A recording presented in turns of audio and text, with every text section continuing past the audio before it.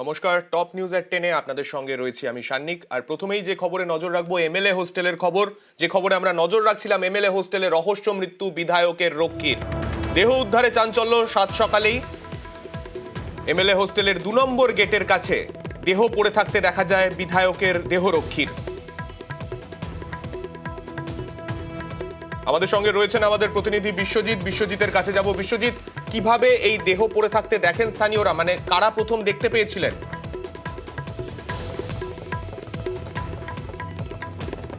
একদমই আমরা সেই জায়গাটাই দেখাবো সান্নিক, যে এই 2 নম্বর গেট বিধানসভার সদস্য আবাসন এবং বিধানসভার সদস্য আবাসনের 2 নম্বর গেটের ঠিক কিছুটা দূরেই আমরা যদি দেখি যে এই যে যে বিল্ডিং রয়েছে, পরপর 2টি বিল্ডিং, যারা দেহরক্ষী রয়েছেন, নিরাপত্তা রক্ষী রয়েছেন, এই বিল্ডিংয়ের যে 4 তলার ওপর থেকে এই যে মৃত যে রক্ষী অর্থাৎ পুরুলিয়া জেলা পুলিশে কর্মরত জয়দেব ঘরাই, তার বয়স 34, তার মৃতদেহ পড়ে থাকতে দেখা যায়। মৃতদেহ অপুর হয়ে পড়েছিল এবং রক্তাক্ত অবস্থায় পড়েছিল, এমনটাই ডিসি প্রিয়ব্রত রায়, ডিসি সাউথ, তিনি জানালেন। তিনি কিছুক্ষণ আগেই ডিসি সহ উচ্চপদস্থ পুলিশ কর্তারা তারা ভেতরে ছিলেন। হোমিসাইড শাখার পুলিশ ইতিমধ্যেই তদন্ত শুরু করেছে এবং সেই তদন্ত রয়েছে এবং সেই যে বিধানসভার সদস্য আবাসনের ভেতরে সকাল 5টা নাগাদ এই মৃতদেহ এভাবে পড়ে থাকতে দেখে যথেষ্ট চাঞ্চল্য সৃষ্টি হয়। বিশ্বজিৎ, তুমি আমাদের সঙ্গে থাকো। ডিসি সাউথ প্রিয়ব্রত রায় তিনি ঠিক কি বলেছেন শুনবো। সিকিউরিটি সাহেব ছিলেন, উনি বোধহয় 4 তলার থেকে যতদূর সময় পড়ে গেছেন। আমাদের হোমিসাইডের টিমও এসছে, যেটা দেখছি প্রাইমা ফেসাই মনে হচ্ছে যে জিনিসটা অ্যাক্সিডেন্টাল আছে।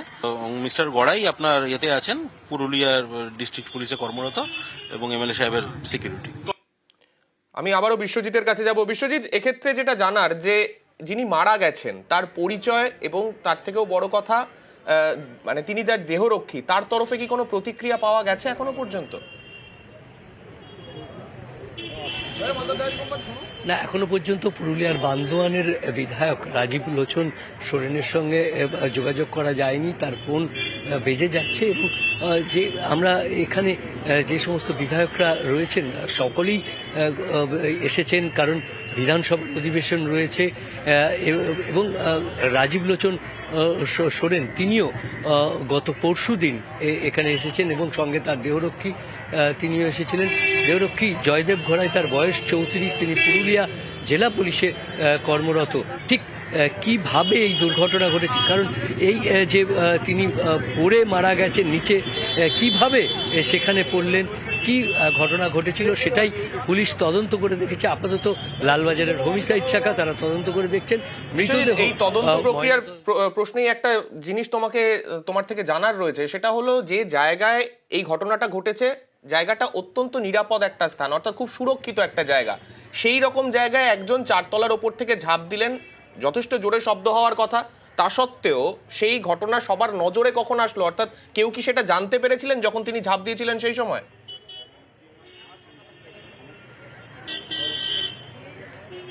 না, এখনো পর্যন্ত সেই রকম প্রত্যক্ষদর্শী পরে যে তার মৃতদেহ পড়ে থাকতে দেখা গেছে, আপাতত সেই প্রত্যক্ষদর্শী বা কেউ সেই আওয়াজ, আমরা বিধায়কদের জিজ্ঞেস করেছিলাম। রেজিনগরের বিধায়ক, তিনিও এই এমএলএ হোস্টেলেই রাত্রিবাস করেছেন, কিন্তু তিনি পরে জেনেছেন, অর্থাৎ যখন 5টার সময় এই মৃতদেহ দেখা যায়, তারপর চাঞ্চল্য সেইখানে শোরগোল হয়, তারপরে তিনি জানতে পারেন। কিন্তু এই ঘটনার সময় কোনো শব্দ বা কিছু তিনি পাননি।